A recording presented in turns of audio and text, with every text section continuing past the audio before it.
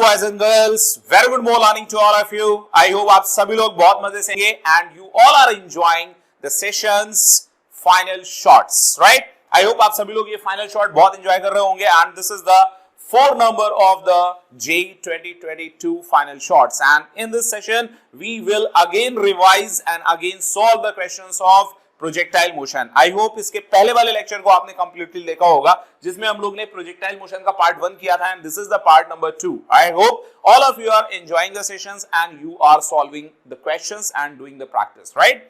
So before going to start, I would just suggest to you, अगर आपने अभी तक जो पार्ट नंबर 1 है वो नहीं देखा हो तो प्लीज उसको जरूर देख लीजिएगा। और अगर आपने प्रोजेक्टाइल मोशन के फॉर्मूले रिवाइज नहीं किए हो, कंसेप्ट रिवाइज नहीं किए हो, क्लास नोट्स रिवाइज नहीं किए हो, हैंड रिटन नोट्स जो आपने अपनी कॉपी में खुद से बनाए हुए हैं, अगर आपने वो रिवाइज नहीं किए हो तो प्लीज उन सभी को रिवाइज कर लीजिएगा। क्योंकि अगर आपको फॉर्मूले याद होंगे, कंसेप्ट्स याद होंगे और आपको उसके फैक्ट्स याद होंगे तो आप इन क्वेश्चंस को बहुत आसानी से समझ पाएंगे। और ये रिक्वेस्ट है, हम्बल रिक्वेस्ट है आप सभी लोगों से कि आपको हर एक क्वेश्चंस को कॉपी में सॉल्व करना है। वैसे कि आपको पता है पिछले वाले सेशन का भी मैंने आपको पीडीएफ लिंक दे दिया था, आपने उसको डाउनलोड कर लिया होगा। इस सेशन के भी जितने भी क्वेश्चन है सभी का सॉल्यूशन जो भी मैं यहाँ पे करूंगा उसको पीडीएफ में कन्वर्ट करके आपको दे दूंगा और आप उसको डिस्क्रिप्शन से लिंक से डाउनलोड कर सकते हैं और फिर आप आसानी से वो सॉल्यूशन को चेक कर सकते हैं।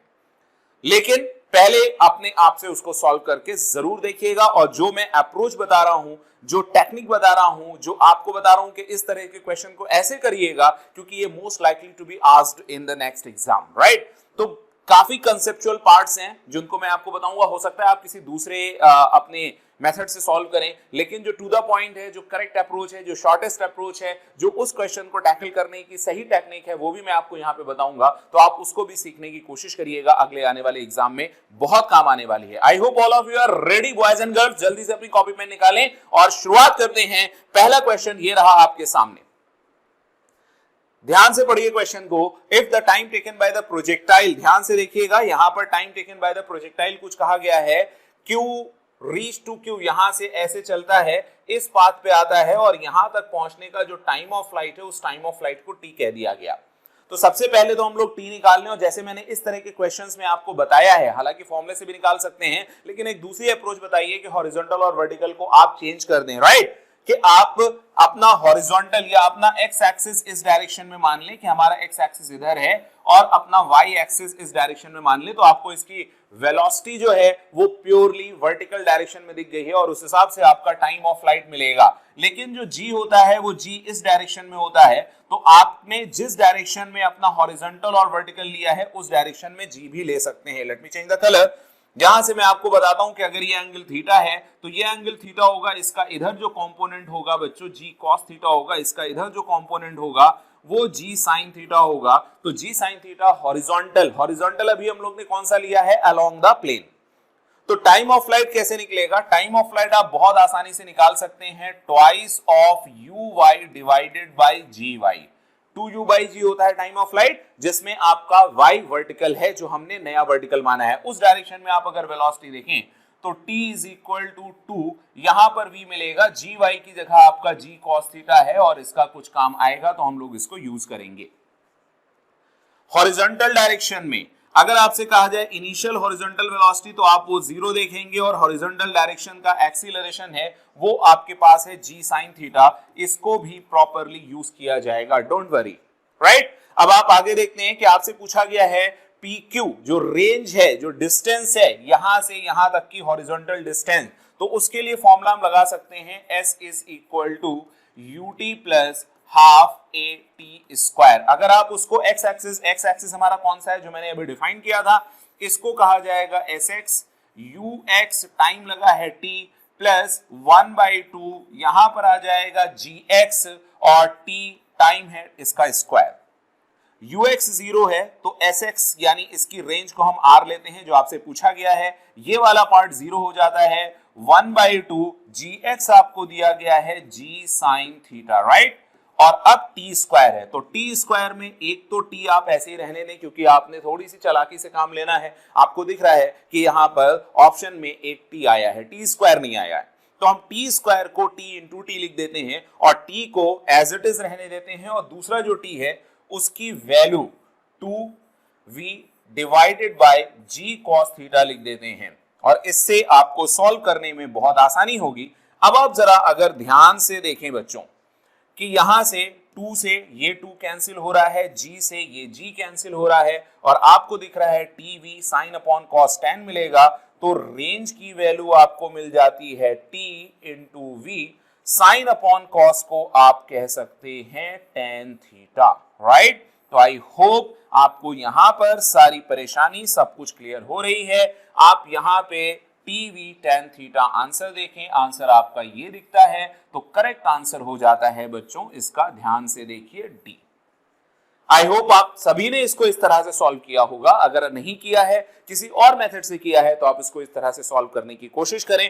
फास्टेस्ट अप्रोच है और आसानी से समझने वाली है, जिसमें कहीं पे कोई भी कंफ्यूजन या गलती होने के चांसेस नहीं है। सो let's move boys and girls. Next is a particle is projected at an angle. वैसे तो ये देखने में क्वेश्चन बहुत ही खतरनाक सा लगेगा आपको, लेकिन जो मैं अप्रोच बताऊंगा उससे चुटकियों में आंसर आएगा। तो उस चुटकियों वाली अप्रोच को I hope all of you are interested. आप किसी भी मेथड से इसको कर रहे हो, देखिए ये जो अप्रोच मैं बता रहा हूं ये इसकी मिनिमम टाइम लेने वाली अप्रोच है। ध्यान से देखिए, कह रहा है कि यहां से एक प्लेन इस तरह से मूव करता है, जैसे ही ये इंक्लाइन इधर मूव करता है tan√3 पे, उसी तरह से यहां से tan√3 से इसको ऊपर फेंक दिया जाता है, राइट। तो अगर आप देखें इस प्लेन के पास भी अपनी एक इनिशियल वेलोसिटी है, कलर में थोड़ा सा अलग लेता हूं ताकि आप समझ पाए।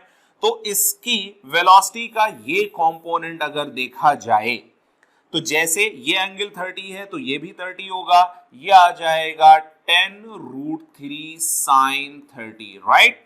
तो जो इंक्लाइन प्लेन है, ये जो इंक्लाइन प्लेन है ये आगे बढ़ रहा है, इसके आगे जाने की वजह से इधर इसकी वेलोसिटी जो होगी वो 10 sin 30, tan√3 sin 30, sin 30 all of you already know that sin 30 की वैल्यू 1/2 होती है। यहां पर मैं 1/2 रखूंगा तो ये 5√3 आएगा, ये 5√3 आएगा, यानी ये इस तरह से 5√3 से जा रहा है और यहां से एक ब्लॉक ऊपर की तरफ फेंका गया और इसकी वेलोसिटी 10√3 मीटर पर सेकंड है। अगर हम इसको अच्छे से सॉल्व करने के लिए इस वाले प्लेन को रेस्ट में एज्यूम करना चाहें, रेस्ट में अगर एज्यूम करना चाहें तो रेस्ट में एज्यूम करने के लिए आपको ये वेलोसिटी रिवर्स करके देनी पड़ेगी। रिलेटिव वेलोसिटी का कांसेप्ट 5√3 आपको बॉल को रिवर्स करके देनी पड़ेगी। रिलेटिव वेलोसिटी का कांसेप्ट यही है बच्चों, अगर दो बॉडीज एक साथ मूव कर रही हो तो उनमें से किसी एक को आप रेस्ट में मानेंगे, जिसको रेस्ट में माना है उसकी वेलोसिटी या एक्सीलरेशन को रिवर्स करके पहले वाले को दे दिया जाएगा। यहां पर भी मैंने ऐसा ही किया। अब जो ब्लॉक इस तरह से ऊपर फेंका गया है, जो ब्लॉक इस तरह से फेंका गया है, अगर उसकी relative velocity with incline plane देखें तो वो u रिलेटिव वेलोसिटी कितनी हो जाएगी, 10√3 माइनस 5√3, तो ये आ गया 5√3, राइट। अब इस डायरेक्शन में ग्रेविटी का कौन सा कंपोनेंट लगेगा, इस डायरेक्शन में ग्रेविटी का कौन सा कंपोनेंट लगेगा, ध्यान देखिए, ये ग्रेविटी परपेंडिकुलर डाउनवर्ड होती है। अगर हम इसका इधर कंपोनेंट देखें, ये वाला कंपोनेंट, अगर ये एंगल 30 है तो ये एंगल 30 होगा, इधर कंपोनेंट आएगा g cos 30, right, g cos 30, g की वैल्यू 10, cos 30√3/2, तो वो gy जो आ गया 25, ये आ गया 5√3। सॉरी मैं इसको थोड़ा सा तिरछा लिख रहा हूं, ये 5√3। क्वेश्चन ने आपसे क्या पूछा है, अब देखो, from the point A shown as figure, at the same time the wedge is made to move with that speed towards the right as shown in figure, then the time after which particle will strike the wedge, यानी particle veg पे कब, यानी कि particle ऊपर गया, ऊपर जाके वापस इस पे स्ट्राइक किया, यानी टाइम ऑफ फ्लाइट निकालना है। टाइम ऑफ फ्लाइट आप सभी को पता है twice of uy divided by gy होता है रिलेटिव वेलोसिटी से और सुपर अप्रोच से, अल्टीमेट अप्रोच से, अल्टीमेट ट्रिक से। ये कितना आसान हो गया कि आपने 2uy/g लिखना है। 2uy आपका देखो रिलेटिव वेलोसिटी कितना था बच्चों, 5√3, और जो gy आया है y डायरेक्शन में दैट इज आल्सो 5√3। 5√3 आपने कैंसिल किया, t is equal to 2 second. कितना प्यारा सा सिंपल सा आंसर मिला। अभी आपको इसका ऑप्शन यहां से ये करेक्ट हो जाता है ए, और यही इसका करेक्ट आंसर है। तो I hope everybody is done. Yes, कितने लोगों ने ऐसे ही किया था और इतनी आसानी से सॉल्व निकाला था, कमेंट में जरूर बताना है ना। या इससे अच्छी किसी के पास अप्रोच हो, आपको ऐसा लग रहा हो कि हम इससे और अच्छी तरीके से कर सकते हैं, तो वो भी आप कमेंट में जरूर बताइएगा। वो बच्चों को भी पता चलेगी और उससे सभी का फायदा होगा, राइट। ज्ञान या नॉलेज एक ऐसी चीज है, आप जितना ज्यादा बांटेंगे उतना ज्यादा बढ़ेगा। तो ज्ञान बांटिए। कमेंट्स में अगर आपको कोई और अच्छी अप्रोच आती है तो वो बताइए, बांटिए और नॉलेज बढ़ाइए। चलिए आगे बढ़ते हैं, मुझे बताइएगा। नेक्स्ट चलते हैं, अगले क्वेश्चन को देखते हैं। टू प्रोजेक्टाइल के बारे में सेम बात की जा रही है, लेकिन यहां पर सिंपल सा क्वेश्चन। जैसे आपको पता है जेईई मेंस में कोई क्वेश्चन टू द पॉइंट नहीं होता, सिंपल सा नहीं होता इतना ज्यादा। पिछले साल का एडवांस पेपर लास्ट ईयर का बहुत आसान हो गया था, लेकिन ऐसा हमेशा नहीं होने वाला। तो आप अपनी तैयारी बिल्कुल अप टू द मार्क और अबव टू द मार्क रखिएगा, ध्यान रखिए। Two projectile A and B, ध्यान से देखिएगा। दो प्रोजेक्टाइल ए और बी हैं, thrown with the same speed such that A makes an angle theta with the horizontal, B makes an angle theta with the vertical. Same speed है, कहा ये गया है कि दोनों को, एक को ऐसे यहां से v वेलोसिटी से फेंका हॉरिजॉन्टल से थीटा, एक को यहां से v वेलोसिटी से फेंका, इसका वर्टिकल से थीटा एंगल है, राइट। अब अगर ये दोनों थीटा है, then what you can say, the horizontal and B makes an angle theta with the vertical.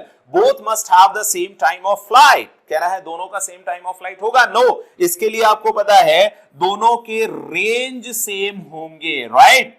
एक का टाइम ऑफ फ्लाइट देखा जाए तो twice of u sin theta by g होगा। दूसरे का टाइम ऑफ फ्लाइट देखा जाए 2u cos theta divided by g होगा। रेंज डेफिनेटली दोनों की सेम होगी, लेकिन यहां पे देखिए क्या कहा गया है, both must have. Must have का मतलब नहीं है सेम टाइम ऑफ फ्लाइट नहीं हो सकता, हो सकता है। और एक कंडीशन, थीटा की वैल्यू 45 रख दो। अगर थीटा की वैल्यू 45 हो तो साइन थीटा और कॉस थीटा दोनों की वैल्यू सेम होगी, दोनों की वैल्यू सेम होगी तो आंसर निकल आएगा both must achieve the same maximum height. Maximum height must कह रहा है, हो सकती है 45 पे हो सकती है अगर दोनों की थीटा की वैल्यू 45 रख दी जाए, लेकिन यहां A must have more horizontal range. A के पास मोर नहीं, दोनों की रेंज सेम होगी, इसलिए भी गलत है। Both may have same time of flight. अगर हम थीटा को 45 ले लें तो दोनों का टाइम ऑफ फ्लाइट सेम हो सकता है, तो करेक्ट आंसर यहां से आ जाएगा D. So I hope all of you got it, the correct answer as D, right.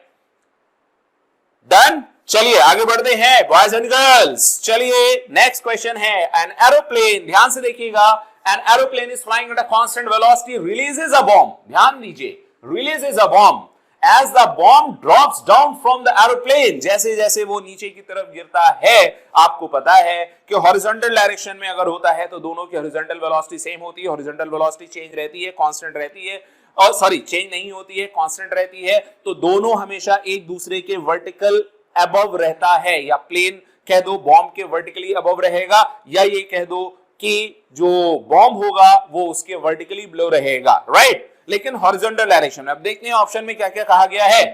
First is it will always vertically below the aeroplane. यहां पे aeroplane flying a constant velocity बोला गया है, horizontal नहीं बोला गया है। अगर ऐसा कह दिया जाता कि जो एरोप्लेन है वो हॉरिजॉन्टल मूव कर रहा है, तब तो ये बॉम्ब ऐसे होता और ये हमेशा इसके वर्टिकली बिलो रहता, बट ऐसा नहीं कहा गया। उसकी वेलोसिटी कुछ भी हो सकती है, तो हम ए को सही नहीं मान सकते, बिल्कुल नहीं मानेंगे। It will always be vertically below the aeroplane only if the aeroplane is flying horizontally. If the aeroplane is flying horizontally, यहां तक बात समझ में आती है, right. It will be always, तो हम सेकेंड को कंसीडर कर सकते हैं, लेकिन पहले दूसरे ऑप्शन भी देख लें, हो सकता है इससे भी करेक्ट हो कुछ। It will always be vertically below the aeroplane only if the aeroplane is flying at an angle of, okay, मुझे इधर रहना चाहिए, sorry for that.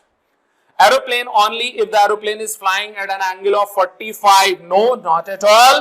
It will gradually fall behind the aeroplane if the aeroplane is flying horizontally. No, not at all. So B is the correct answer, क्योंकि दोनों का horizontal velocity same रहेगी। horizontal velocity same होने की वजह से ये हमेशा उसके नीचे रहेगा।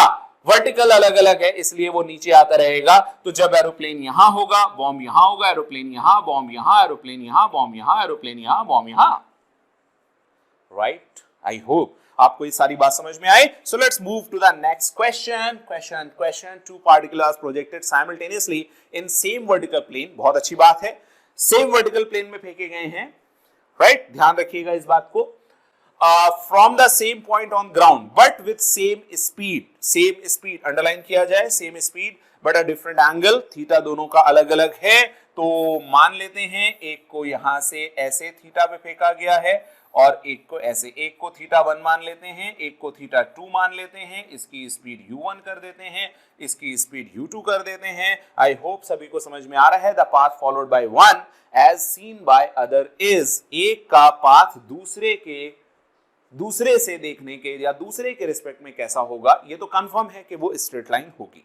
लेकिन अगर दोनों की हॉरिजॉन्टल वेलोसिटी सेम होती, इफ ux1 ux2, तो हॉरिजॉन्टली एक दूसरे से मूव नहीं कर पाते, वर्टिकल लाइन देख रहे होते. अगर ऐसा होता, दोनों की वर्टिकल वेलोसिटी एक दूसरे के बराबर होती, तो वर्टिकली एक दूसरे को चलता हुआ नहीं देखते, तो दोनों का पाथ हॉरिजॉन्टल होता. समझ पा रहे हैं? रिलेटिव एक्सीलरेशन तो हमेशा 0 होगा, तो एक्सीलरेशन का कोई मतलब नहीं है. रिलेटिव एक्सीलरेशन 0 होगा, इस बात को ध्यान रखिएगा. g माइनस जी 0 हो जाएगा. अब देखिए ऑप्शन क्या दिए. Path followed by one as seen by the other. Vertical straight line हो सकता है अगर दोनों के हॉरिजॉन्टल कंपोनेंट बराबर हो, राइट?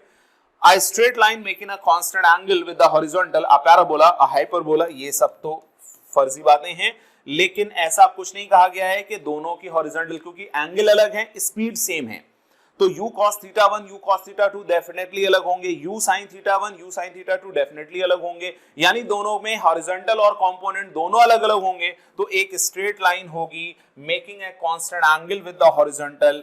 करेक्ट ऑप्शन ये है, क्योंकि ना तो ये कंडीशन फुलफिल हो रही है ना ये कंडीशन, तो ये इस कंडीशन को फुलफिल करेगा, क्योंकि दोनों के पास रिलेटिव वर्टिकल वेलोसिटी भी होगी, रिलेटिव हॉरिजॉन्टल वेलोसिटी भी होगी. रिलेटिव वेलोसिटी का मतलब है कि दोनों की वेलोसिटीज का डिफरेंट, यानी u1 sin theta 1 u sin theta 1 minus u sin theta 2. Then vertical ये रहेगी, हॉरिजॉन्टल रहेगी u cos theta 1 minus u cos theta 2. तो दोनों सेम नहीं है, दोनों के पास हॉरिजॉन्टल वर्टिकल वेलोसिटी भी है, एक्सीलरेशन है नहीं, एक स्ट्रेट लाइन होगी. आई होप आप समझ गए होंगे. आगे बढ़ते हुए चलते हैं अगला क्वेश्चन. आप प्रोजेक्टाइल, अब देखो इसमें एक क्वेश्चन दिया है और इस क्वेश्चन से आपके कई सारे पार्ट निकलते हुए आएंगे और आपको यहां से बहुत सारा मजा आने वाला है, क्योंकि बहुत सारी चीजें एक ही क्वेश्चन में निकलती आएंगी. ध्यान से देखना, ये आपको बहुत बार मिलेगा. इस पर बेस 4 क्वेश्चन है और एक छोटा सा आपको पार्ट दिया गया है और उससे कितनी सारी चीजें आपको निकलने वाली हैं. चलिए स्टार्ट करते हैं. ध्यान से देखिए. Projectile crosses two walls of equal heights h as given symmetrically as shown. यहां v0 भी नहीं दिया है, यहां से फेंका गया है. यहां तक पहुंचने का टाइम 2 सेकेंड है, यहां तक पहुंचने का टाइम 6 है. तो अगर ये सिमेट्री से देखें तो यहां से यहां तक पहुंचने का टाइम भी 2 सेकेंड होगा और इससे टाइम ऑफ फ्लाइट 6 + 2 8 हो जाएगा. पहले ऑप्शन में यही पूछा गया है, the time of flight, right? कितना आसान सा था सिमेट्रिसिटी से, राइट? तो अभी आपको पहले का आंसर मिल गया 8 सेकेंड. अब इसी पर बेस्ड दूसरा क्वेश्चन है, ध्यान से देखें. अभी कहा गया है the height of each wall, the height of each wall, ये क्वेश्चन है, आपको यहां से दिख रहा है. h की वैल्यू हमको निकालनी है. अभी आपको ये पता है कि टाइम ऑफ फ्लाइट, राइट, अगर 8 सेकेंड है तो इसका वर्टिकल कंपोनेंट मान लेते हैं बच्चों uy और हॉरिजॉन्टल कंपोनेंट मान लेते हैं ux. आपको पता है टाइम ऑफ फ्लाइट होता है twice of uy divided by g. Time of flight 8 आ चुका था, यहां आपके पास 2 है, इसको आपने uy कहा, g को आप 10 कहेंगे, इसको 5 कहेंगे. uy is equal to 40 metre per second. यहां से आपने ये बात क्लियर कर ली है कि वर्टिकल कंपोनेंट ऑफ वेलोसिटी कितना है, 40. अब वर्टिकल कंपोनेंट यहां h हाइट तक उसको कितना पहुंचने में टाइम लग रहा है, 2 सेकेंड. कौन पहुंचा रहा है, uy कितना है, 40, राइट? तो कैसे सॉल्व होगा? Vertical displacement s is equal to ut minus half gt square. Are you getting my point? तो sy की जो वैल्यू है that is capital H, uy की जो वैल्यू है वो आपको दिख रहा है 40, टाइम वहां पे लगा है 2, हाफ जी को मैं डायरेक्टली 5 लिख देता हूं और t स्क्वायर, t है 2 सेकेंड, स्क्वायर करेंगे तो 4 सेकेंड. तो h की वैल्यू देखो सीधे आ गई 80 माइनस यहां कितना हुआ 20 is equal to h, 80 minus 20 is equal to 60 metre. Yes, आपको ऑप्शन मिल गया सी। h की वैल्यू मिल चुकी है, ध्यान रखिएगा। हॉरिजॉन्टल कंपोनेंट मिल चुका है, ध्यान रखिएगा। सॉरी, हॉरिजॉन्टल वेलोसिटी कंपोनेंट नहीं मिला है, वर्टिकल वेलोसिटी कंपोनेंट मिला है 40 मीटर पर सेकेंड। और इसी से हम लोग सारे पार्ट निकाल लेंगे और निकाल भी रहे हैं। ध्यान से देखिए, अगला क्वेश्चन आपसे कहा था maximum height of the projectile. तो मैक्सिमम हाइट, आई होप आपको अगर इसका करेक्ट फॉर्म पता हो एच मैक्स का, क्या होता है u y square divided by 2g। हो सकता है आपको याद हो u square sine square theta divided by 2g, लेकिन u साइन थीटा जो है वो वर्टिकल कंपोनेंट है, तो मैंने उसको वर्टिकल कंपोनेंट के फॉर्म में लिख दिया u y। और u y हम लोग पता कर चुके हैं, इसके पिछले वाले क्वेश्चन में कितना आया था 40। तो अब हम इसको यहां पर रखेंगे बच्चों, 40 का स्क्वायर है, so we can say 40 into 40, 2g है 2 और यहाँ पे 10, तो यहाँ पे 20 हुआ, 20 इंटू 2 और इसकी वैल्यू आ जाती है यहाँ से 80 मीटर। तो यहाँ से h मैक्स की वैल्यू आ गई है 80 मीटर, 80 मीटर, 80 मीटर ये मिला। तो एक ही देखो छोटा सा पार्ट दिया गया और उससे आप कितनी सारी चीजें निकाल रहे हैं, प्रोजेक्टाइल मोशन, राइट। कंसेप्चुअल आप अगर चलेंगे तो सब कुछ बहुत आसान होगा। चलिए आगे बढ़ते हुए अगला क्वेश्चन है same. If horizontal distance between the two walls is 120 meter, then the range of the projectile is। आपसे रेंज ऑफ द प्रोजेक्टाइल पूछी गई है। तो यहां से यहां तक, तो आपको पता है यहां पर अगर, चलिए कलर चेंज करता हूं, अगर यहां पर इसकी हॉरिजॉन्टल कंपोनेंट ऑफ वेलोसिटी है ux, तो यहां पर भी उसकी हॉरिजॉन्टल कंपोनेंट वेलोसिटी होगी ux। अच्छा, 2 यहां है, 6 यहां है, तो यहां से यहां का टाइम कितना हो जाएगा डेल्टा टी, यहां से यहां का 2 और 6 माइनस करेंगे तो कितना हो गया 4 सेकेंड। और यहां से यहां तक कितनी डिस्टेंस है 120। अब हॉरिजॉन्टल में एक्सीलरेशन तो होता नहीं है, मालूम है आपको, हॉरिजॉन्टल में एक्सीलरेशन नहीं है, तो आप क्या करेंगे s is equal to ut, तो x में लगाया, इधर भी x में लगाया, sx आपको दिया है 120 और ux हमको दिया नहीं है, ऐसे ही लिखेंगे। और t की वैल्यू आपको 2 दी हुई है, तो ux इज इक्वल टू यहां से आ जाएगा 60 मीटर पर सेकेंड, राइट। आपसे रेंज पूछी है। अब रेंज का जो और फॉर्मूला आपको पता हो, हालांकि आपको दूसरा पता होगा, यहां मैं आपको बता रहा हूं twice of ux into uy divided by g। ये फॉर्मूला कंपोनेंट के फॉर्म में आपको पता होगा, r is equal to u square sine 2 theta divided by g। Sine 2 theta को 2 साइन थीटा कॉस थीटा रखिए, एक कॉस थीटा को एक u के साथ, एक साइन थीटा को एक u के साथ, तो एक मिल जाएगा आपको हॉरिजॉन्टल कंपोनेंट, एक वर्टिकल कंपोनेंट, राइट। अगर आपने मेरे से पढ़ा होता रेंज प्रोजेक्टाइल मोशन, तो मैंने आपको ये फॉर्मूला बताया होता। आप में से कुछ लोग को पता होगा कि रेंज का फॉर्मूला कंपोनेंट के फॉर्म में ऐसा होता है 2ux uy। तो हम यहाँ पे सारी वैल्यू रखते हैं रेंज निकालने के लिए। 2ux की वैल्यू है 60, uy की वैल्यू आपने निकाली थी 40, g की वैल्यू आपने निकाली है 10। तो यहाँ 2 ये हो गया 5 और 5 8 40, 60 इंटू 8 इज इक्वल टू 48 यानी 480 मीटर। तो रेंज रेंज इसकी कहीं नहीं आ रही है, रेंज ऑफ द प्रोजेक्टाइल 120 इधर आ गया था, तो कहीं मैंने गड़बड़ तो नहीं किया है, एक minute, u square sine 2 theta divided by g होता है, बिल्कुल सही है फॉर्मूला। और टाइम ऑफ फ्लाइट था 2uy बाई जी, ux 2 मैंने यहां रखा, ux की वैल्यू 60 रखी और uy की वैल्यू 40 रखी। कैलकुलेशन एक बार देख लीजिए, ये है 10, तो 2 से मैंने 5 और 5 8 8, 48 6 480, 480 आना चाहिए बेटा, यहां पर नहीं है, तो हम लोग can not be obtained. 1 second, कहीं कुछ गड़बड़ तो नहीं हुआ, एक बार मुझे चेक कर लेने दीजिए फिर से। यहाँ का टाइम है 2, यहाँ का है 6, तो ये हो जाएगा 4, बिल्कुल सही है। और ओहो, टाइम मैंने यहाँ 2 रख दिया है, ये गड़बड़ है, राइट। चलिए करेक्ट करने दीजिए, अलग कलर से करते हैं, s देखो और t ये 2 नहीं है, यहां से यहां तक का टाइम है बच्चों 4 और मैंने यहां 2 रख दिया था तो यहां पे 4 होना चाहिए था, तो ये आ जाएगा 30, राइट। तो ux जो है उसको करेक्ट कर लीजिएगा बच्चों, कितना है 30 मीटर पर सेकेंड। अभी इसको यहां पर हम लोग 30 रखेंगे तो ये आ जाएगा 240, राइट। तो 240 metre is the correct answer और हमको यहां पर मिल रहा है।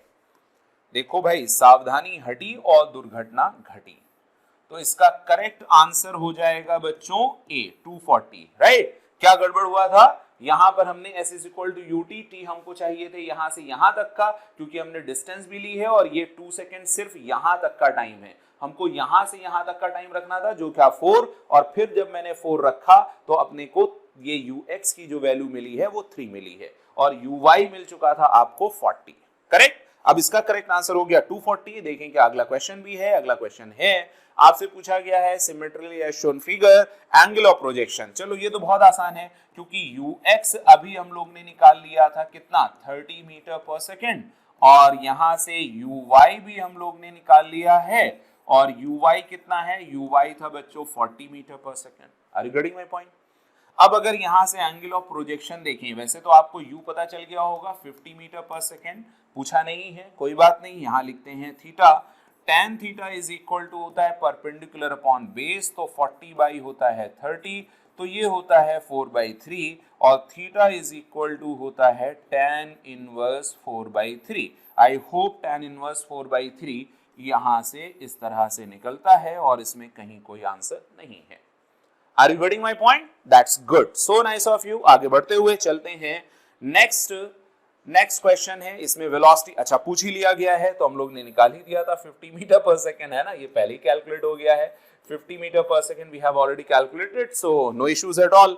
तो ये क्वेश्चन आई होप बहुत सारी बातें आपको सिखा गया है। यहाँ पर एक और नया क्वेश्चन है, इसमें भी देखते हैं आपसे क्या सीखा गया, क्योंकि आपने बहुत सारी चीजें ऑलरेडी सीख ली हैं। A projectile is thrown with a velocity of 50 meter per second at an angle of 53 with the horizontal, right? तो horizontal से 53 पर है, यहां से ये horizontal है, ये एंगल 53 है और इसको कहा गया है 50 मीटर पर सेकेंड। तो इधर का कंपोनेंट ux होगा 50 cos 53, तो ये हुआ 50 cos 53 होता है बच्चों 3/5, तो कितना हो जाएगा, ये आ जाएगा 30 मीटर पर सेकेंड। अगर आपको पता है ये 30 आ गया है तो ये 40 मीटर पर सेकेंड आ जाएगा। कैसे आया होगा, 50 sin 53, sin 53 की वैल्यू ऐसे ही रखेंगे आप 4/5, तो it travels vertically with velocity, नहीं वर्टिकल वाली वेलोसिटी 40 तो है लेकिन वो कांस्टेंट नहीं रहेगी क्योंकि वहां पर एक्सीलरेशन है, तो that will be change, right.